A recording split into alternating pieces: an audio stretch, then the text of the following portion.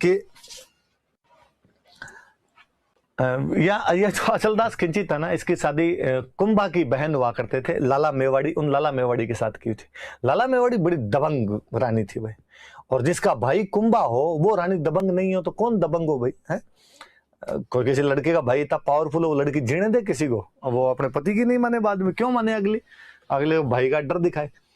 तो लाला मेवाड़ी जब शादी होके आगे अचलदास खिंची के साथ यहाँ आके रहने लग गए, तो लाला मेवाड़ी ने अचलदास खिंची को कहा कि देखो, अब आपने मेवाड़ में तोरण मार दिया, अब मेवाड़ में तोरण मार दिया तो अब और कहीं तोरण मारने की जरूरत नहीं, अब कोई शादी नहीं करोगे। अब मेवाड़ जैसी बड़ी रियासत में शादी करके आ गए, अब क्या छोटी मोटी जगह शादी करते घूमोगे आप? अचलदास खिंची के बेचारे की एक ही रानी थी, लाला मेवाड़ी। कहते हैं एक बार अचलदास खिंची का दरबार लगा हुआ, और मारवाड़ से दो भाई बहन थे, वो दरबार के अंदर आए।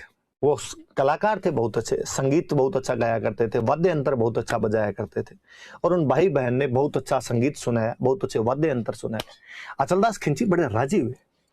अचलदास खिंची ने उस लड़की को कहा कि मैंने इतने सालों तक सुना था कि मारवाड़ की लड़कियां सुलक्षणा होती है, 36 गुणों से संपन्न होती है।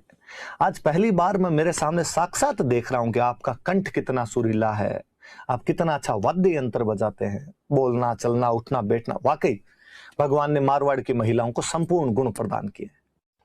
वो लड़की बोलने में भी बड़ी इंटेलिजेंट थी। उसने कहा कि राजन, यदि आपको मारवाड़ की लड़कियां इतनी पसंद है तो क्यों ना आप किसी मारवाड़ की राजकुमारी से शादी कर ले।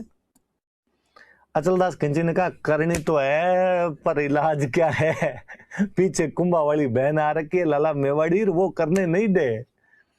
पर अब लोगों के सामने ये बात तो आदमी कैसे बता देगी भाई, उधर का डर लगता है अपने को।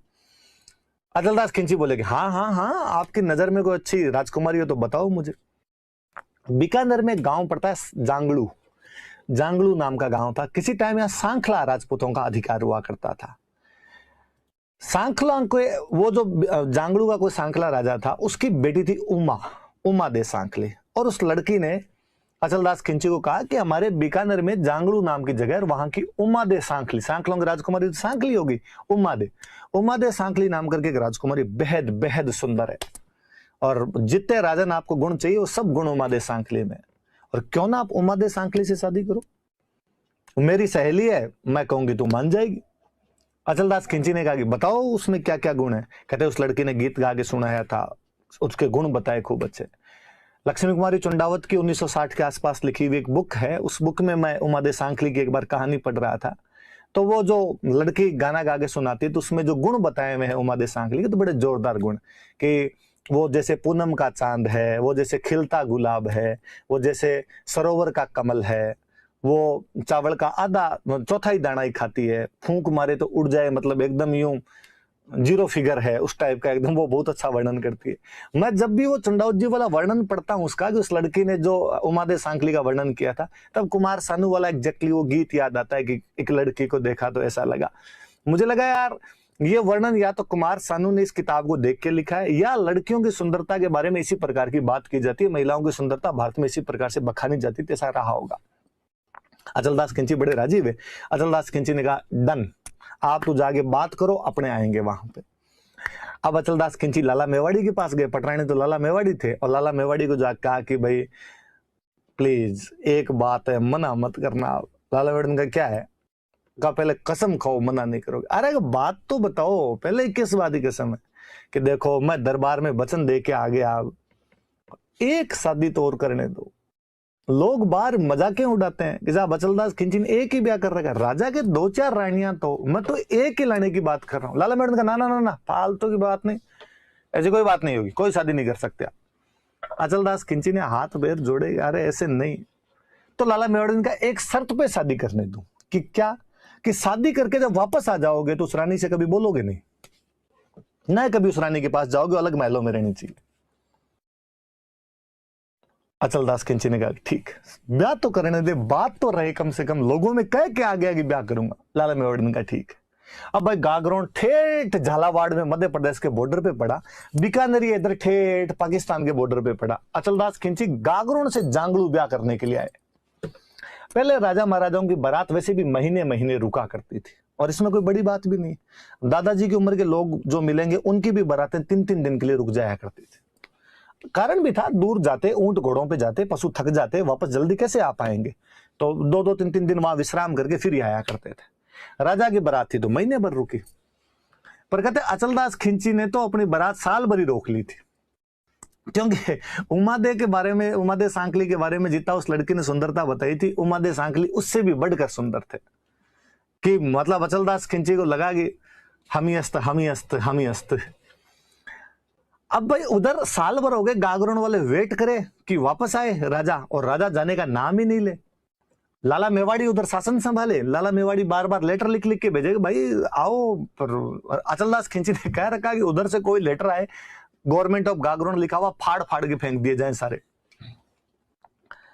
फाइनली एक पुरोहित जी को भेजा कि जाके देख के तो रास्ते में कहां रह गए, कोई लड़ाई हो गई, कई युद्ध में काम आ गए, हारी बीमारी, बरसात गर्मी, हुआ क्या है। यहां जांगड़ू पहुंचे पुरोहित जी, तब देखा अचलदास खिंची आराम से ससुराल में बैठे बैठे गोठे उड़ाए। यहाँ पे उसने अचलदास जी को जाकर कि अचलदास जी साल हुआ है आपको, क्या कर रहे हो ऐसे, वापस चलो। अचलदास जी ने कहा ससुराल में तो बारात रुकती है, थोड़े दिन तो रुकना ही चाहिए। अरे साहब थोड़े दिन, 1 साल हो गया, बाहर गांव में लोग बात कर रहे हैं कि जवाई घर जवाई हो गया, और यही बैठा हुआ है, जाने का नाम ही नहीं लेता है, और दिक्कत कोई दूसरी है तो मुझे बताओ, हल देखेंगे। अचलदास खिंची ने कहा साहब दिक्कत ये है, वहां जाते ही बात बंद हो जाएगी। पुरोहित जी ने कहा कि अच्छा दुख है पेट बतावे मत हो, समस्या कुछ ही है बताते कुछ ही हो। पुरोहित जी ने कहा एक काम करते हैं, यहां से तो निकलते हैं, रास्ते में रुकते रुकते चलेंगे। कहा ठीक है। अब भाई वहां बीकानेर से जांगलू से रवाना हुए, रास्ते में थोड़ा सा चले, अचलदास जी कहे भाई थक गए, अब रोक लो, देखो अब रेस्ट करेंगे, खाना वाना खाते हैं। भाई रोक ली बारात, वहां रोक ली, 2-1 दिन वहां पे, नहीं घोड़े थक गए, ऐसे कोई घोड़े थोड़े चलते हैं लगातार। बरसात का टाइम है तो 4 महीने रेस्ट होगा भाई, चौमासे में आदमी आज बाहर जाए कल बाहर जाए, गर्मी का सीजन आएगा, ये रेगिस्तान, और यहाँ की गर्मी कितनी भयंकर होती है, और गर्मी में नहीं ज्यादा नहीं चलना, अपने घोड़ों के पैर जलने लग जाए। सर्दी आए तो रोक ले, धीमे धीमे धीमे धीमे साल एक और लगाया भाई, पर कितना ही टाइम लगाओ, गागरोन तो आगे सरकने से रहा, गागरोन तो वहीं का वहीं। फाइनली गागरोन पहुंचे, अचलदास जी अपने बचनों के पक्के। अचलदास जी ने रानी उमादे सांखली के लिए दूसरे महल बनवाए, उनमें छोड़ दिया। खुद अचलदास जी लाला मेवाड़ी के पास रहते और वहां पे जाते ही नहीं। 7 साल बीत गए, उमादे सांखली ने अचलदास खिंची को देखा ही नहीं। उमादे सांखली वहां अपनी दासियों के साथ महल में अकेली रहे बेचारी। वो लड़की जिसने रिश्ता करवाया था वो 7 साल बाद घूमती घूमती आई, वो उमादे सांखली के पास गई, उमादे को जाकर और बताओ उमादे मजे हैं कि नहीं है, मेरा करवाया हुआ रिश्ता है, ठेठ गागरोन गढ़ में लाके बिठाया देखो तुम्हें। उसने कहा रे किस्मत फोड़ दी तूने, कहां लाके बिठा दिया, इस महल में दासियों के सिवा कोई है ही नहीं, मैं और दासियां हैं। अचलदास जी यहां कभी आए नहीं, क्यों? अरे कि मुझे तो यहां आने के बाद पता चला कि लाला मेवाड़ी के इनके बीच में कोई कॉन्ट्रैक्ट हो रखा था। अचलदास जी का कॉन्ट्रैक्ट ये था कि मेरे यहां आने के बाद बातचीत नहीं की जाएगी। वो लड़की बेहद समझदार थी, उस लड़की ने कहा चलो इसका भी हल निकालते हैं, कोई करेंगे कुछ ना कुछ। और कहते हैं कि उस लड़की ने ऐसी अफवाह फैलाई, ऐसी खबर फैलाई कि उमादे सांखली के पास में जो हार है, नेकलेस जो है उमादे सांखली के पास, ऐसा दुनिया में किसी के पास नहीं है। महिलाओं की ईर्ष्या का सबसे बड़ा कोई कारण हो सकता है ना, तो वो आभूषण है। आभूषणों से ज्यादा महिलाएं और किसी चीज से ईर्ष्या नहीं करे, जल्स नहीं करे। दूसरे के पास हो और अपने पास नहीं हो, जीव जले भाई। ये बात लाला मेवाड़ी को पता चली। लाला मेवाड़ी ने कहा अच्छा कुंभा की बहन मैं, हार अच्छा उसके पास, गागरोन की पटरानी मैं, और अच्छा हार लेके बेटी उमादे सांखली। और उसने उमादे सांखली के पास मैसेज भेजा कि एक बार हार का डिजाइन दिखा दे, कल का कल ऐसा हार नहीं लेके आ गए तो देख लेना। वो लड़की बड़ी समझदार थी, उस लड़की ने लाला मेवाड़ी के पास समाचार भिजवाया कि हार दे दिया जाएगा डिजाइन देखने के लिए, 1 दिन के लिए हार देंगे, पर बदले में 1 दिन के लिए अचलदास खिंची हमारे महलों में आने चाहिए। लाला मेवाड़ी का डन, हार आना चाहिए, सब सीधी सी बात।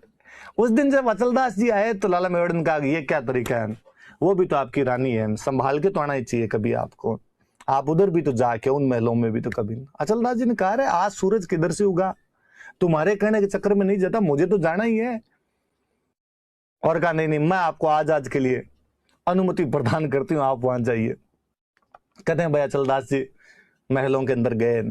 मुझे लगता है उमा दे सांखली ने भी गीत गाया होगा कि जाने कितने दिनों के बाद गली में आज चांद निकला।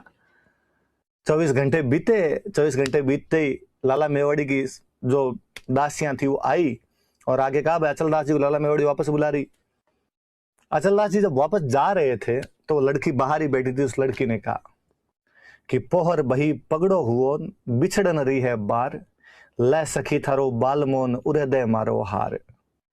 पोहर बही सुबह हो गई है, पगड़ो हुओ एक दिन बीत गया है,